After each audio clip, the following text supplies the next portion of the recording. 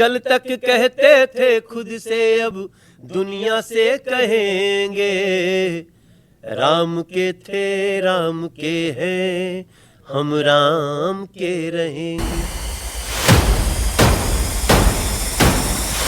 हरिवंश राय बच्चन जी ने लिखा था कि मेल कराती मधुशाला, दिल्ली में मधुशाला जेल करा रही है।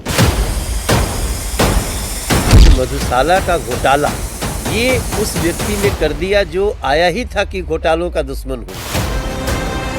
और उनकी कई बार गालियां हैं जब उन्होंने कहा था दिल्ली मनोज तिवारी के बाप की नहीं है। अरे भाई बाप तक क्यों चले गए? जांच करवानी है, सोनिया गांधी को गिरफ्तार करो, 2 दिन उसका इंटेरोगेशन करो, देखो पता चल जाएगा किस किसने रिश्वत लिया। लेकिन अब तो सोनिया जी और सुनीता जी एक साथ एक मंच पे बैठी, अगल बगल की सीट। कि आप अंदर से कुछ और बाहर से कुछ और नजर आते हैं, बाखुदा शक्ल से तो चोर नजर आते हैं। तब अफसोस होता है कि बेटी बीमार है, हॉस्पिटल में एडमिट है, लेकिन पार्टी संगठन ने बहुत काम दिया हुआ है।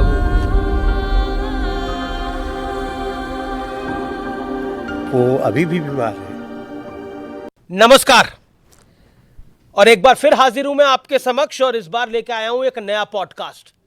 और मेरे साथ आज संवाद करने के लिए, वार्तालाप करने के लिए एक ऐसे मेहमान हैं जिन्होंने प्लेटफॉर्म पे रातें बिताई हैं, दूसरों के लिए रोटी बनाई है, 4 किलोमीटर पैदल चलकर स्कूल गए हैं, लेकिन हालात से कभी भी हार नहीं मानी है।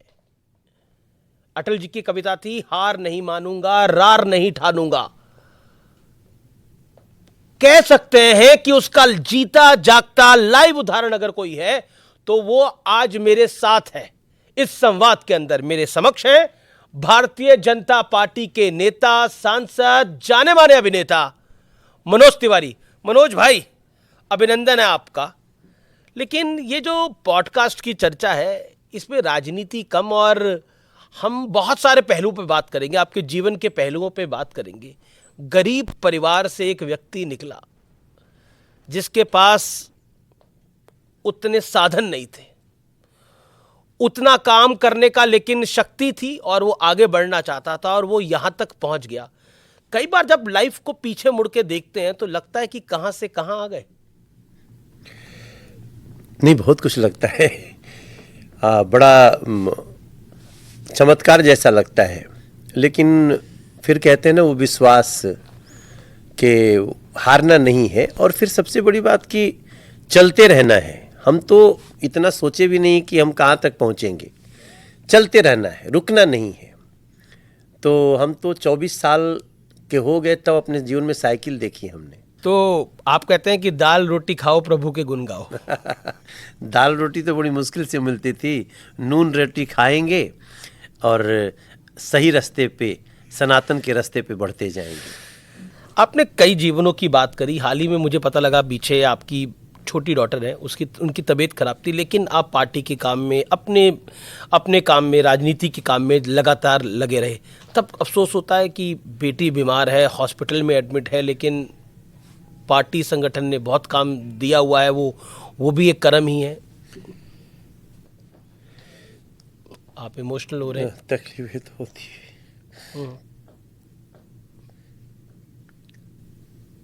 वो अभी भी बीमार है,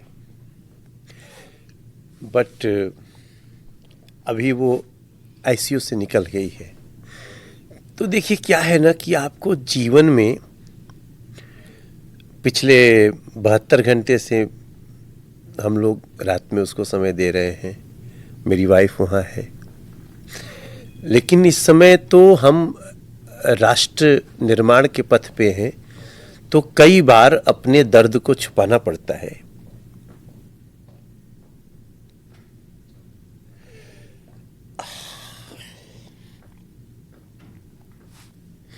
अमीश भाई, जब कर्तव्य के पथ पे चलते हैं ना तो बहुत कुछ सहना पड़ता है, टाइम मैनेज करना पड़ता है। तो पिछला 3-4 दिन मेरा बहुत तकलीफ में गया। मैं समझ सकता हूँ। अब मैं थोड़ा सा राहत में हूँ। वो 1 साल 3 महीने की बच्ची को इधर प्रिक, इधर प्रिक, इधर प्रिक।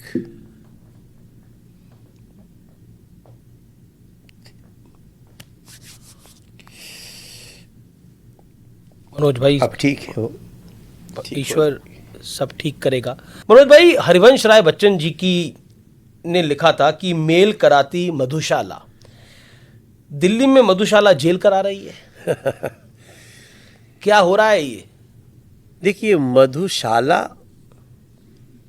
उसके बारे में बहुत सारे आयाम है, लिखे गए हैं, लेकिन मधुशाला का घोटाला ये उस व्यक्ति ने कर दिया जो आया ही था कि घोटालों का दुश्मन हूं मैं, जो उसका संस्था का अभियान ही था इंडिया अगेंस्ट करप्शन, और वही करप्शन में ऐसा लिप्त हो गए हैं कि जितने दिन की पार्टी हुई आम आदमी पार्टी, उतने कम उम्र में इतना बड़ा घोटाला आज संसार में किसी राजनीतिक पार्टी का और किसी व्यक्ति का नहीं है। पर वो सब कह रहे हैं कि उनको बीजेपी फंसा रही है, उनके नेताओं को बीजेपी ऑफर दे रही है।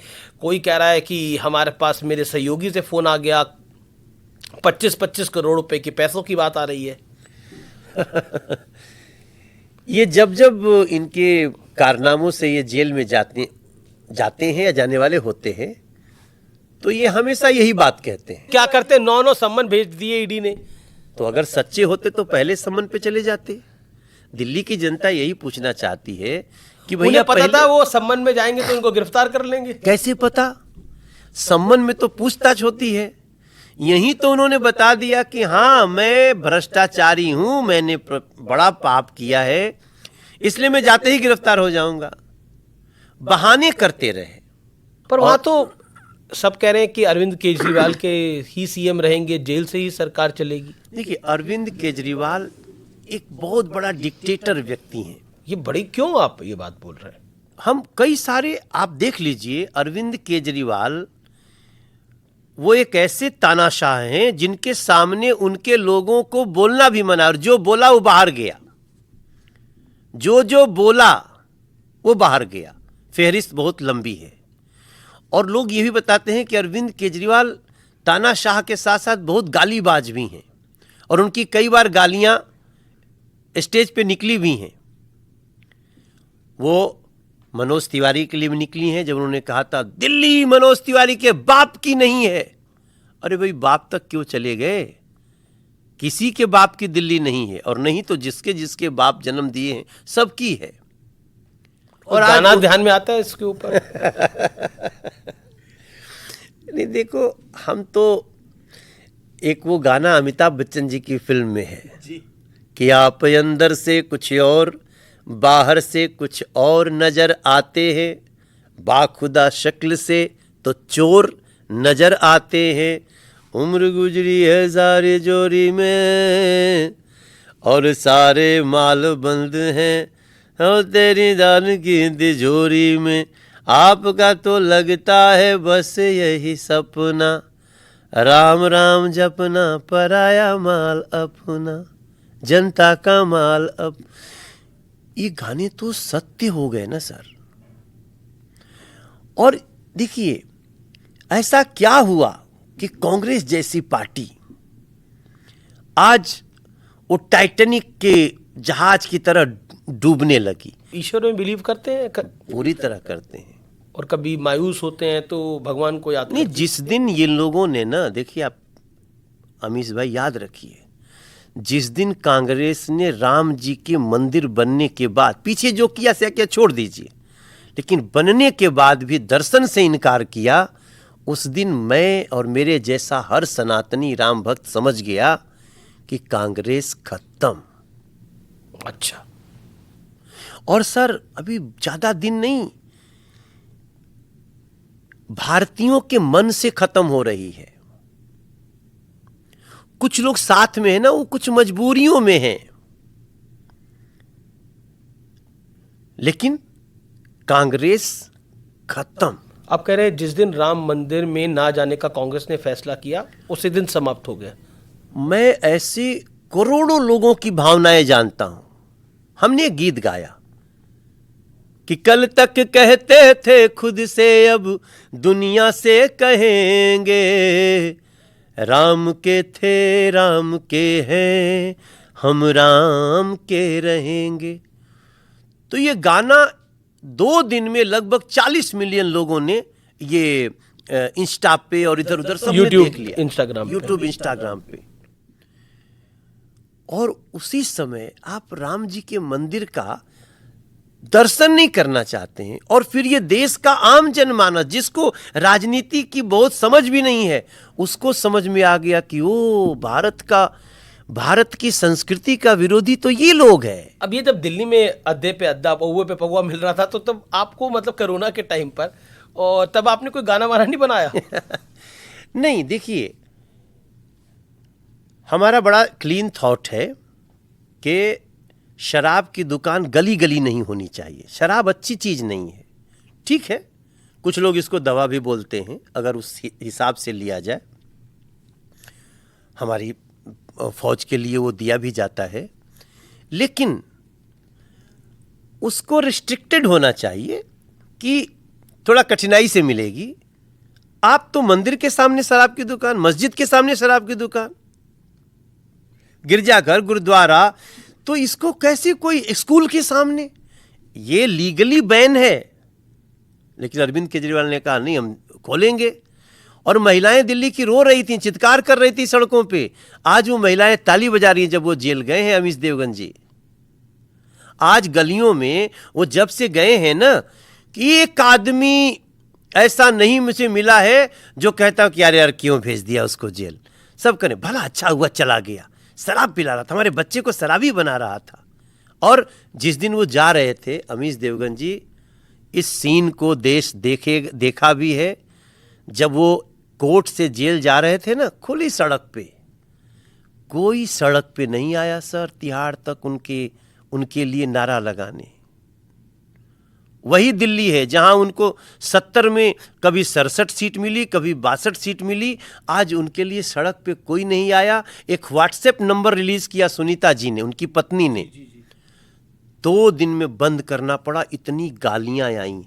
अच्छा, रवि किशन को क्रिकेट आप ही ने सिखाई है या उन्होंने आपको सिखाई है? रवि किशन कई मामले में वो आज खुलासा तो करिए, सिखाई किसने, उन्होंने आपने? नहीं, देखिए वैसे तो कहते वही हैं कि हमने सिखाई है, तो हम उसको मान भी लेते हैं, क्योंकि रवि किशन जो है ना, वो बहुत, हम लोग देखिए अपोनेंट हैं अपने फील्ड में। हम भोजपुरी फिल्म इंडस्ट्री में हम जब आए सिनेमा में, तो उसके पहले रवि भाई अपना 1-2 फिल्म करता था। और आपको जान के बहुत हंसी आएगी और कि उस समय 20-25 हज़ार रुपया में वो फिल्म करते थे। तो जब मैं फिल्म किया और फिल्म हमारी सुपर डुपर हिट हो गई, ससुरा बड़ा पैसा वाला, तो मैंने उनको कहा कि यार ये थोड़ा सा पैसा मांगा करो तुम, क्योंकि वो हमारे बाद वही थे, हमारे बाद मतलब स्टारडम में हमसे पहले थे, वो सीनियर हैं। एक क्रिकेट वाली बात अधूरी रहेगी, किसने सिखाया, उन्होंने आपने? नहीं, उसको क्रिकेट खेलने नहीं आता है, बहुत बढ़िया, हम लोग चाहते हैं कि वो खेलता रहे। रवि भाई का क्या देखो स्टार है जी, नाम है उसका, तो हम लोग की CCL होती है, सेलिब्रिटी क्रिकेट लीग जी, तो हम चाहते हैं कि हमारी टीम थोड़ी अच्छी नाम हो, इसलिए रवि किशन भी साथ में रहें। लेकिन हम चाहते हैं साथ में रहे, लेकिन प्लेइंग 11 में न रहे। क्योंकि वो प्लेइंग 11 में आते हैं तो हरा देते हैं हम लोगों को। और मान लो बॉल, एक बार बॉल दिया था मैंने, तो 19 बॉल का ओवर हुआ। अच्छा। एक बार खेल रहे थे, कैच उठ गया, और कैच उठ गया तो पता नहीं कहाँ देखने लगा, गिर गया, तो कैच भी छोड़ दिया और गिरने के बाद 2 रन ले लिया वो, और बगली में खड़ा था। मैंने कहा बॉल तो उठा के फेंक भाई। तो फिर कहता है तुमने डांटा मुझे। तो थोड़ा क्या है, पुरानी अपनी प्रतिद्वंदिता तो है, लेकिन अब हम लोग एक ही साथ, हम ही लेके आए उनको, रवि किशन जी को हम ही आए, हम भी मतलब कम खतरा नहीं लेते हैं।